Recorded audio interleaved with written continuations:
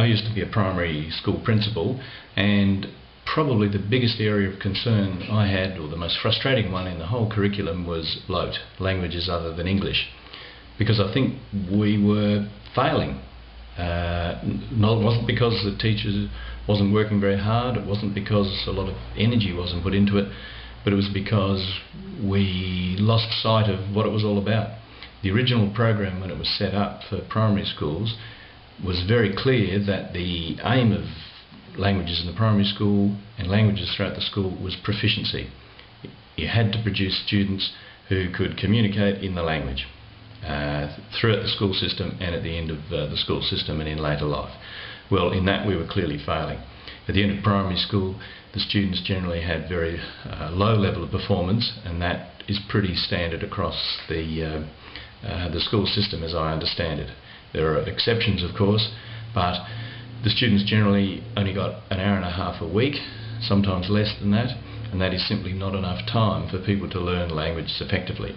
I'm not a language teacher, but that's what the people who are more skilled in this area say, that you need a minimum of something like 3 hours and probably more to have a rich program. At the end of secondary school, the number of students studying languages is small, and I think it is diminishing. And many of the students who do study languages are are native speakers of a language, and are often overseas students, so they don't quite count as native Australians speaking a language apart from English. It's quite hard to learn a language to a good level of proficiency. The primary teacher in a largish primary school is possibly teaching 400 students a week for that 1.5 hours. They can't get below the surface in that time and with that number of students. So if we're serious about proficiency, we need to think about spending a lot more time, and maybe we've got to question whether the children all the way from year 1 to year 7 should be studying in the primary school. We haven't been successful in that so far. In secondary schools, the languages are generally compulsory for the first 1 or 2 years. After that, the drop-off rate is very high. Another factor that can have a big impact on language learning is engagement in a country that speaks that language, and so exchanges during later secondary school are highly effective in motivating and developing real proficiency in students.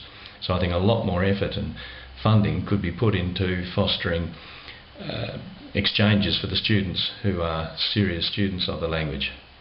And if we're aiming at national language proficiency, we've really got to decide whether we want every student to get a dose, if we like, of language, or whether we want to focus on what I think is a more realistic target of seeking to have a growing number of really proficient students come out at the end of the school system. So that means concentrating the effort on those who have the aptitude and the desire, rather than spreading our efforts so thinly, because we're not succeeding at the moment.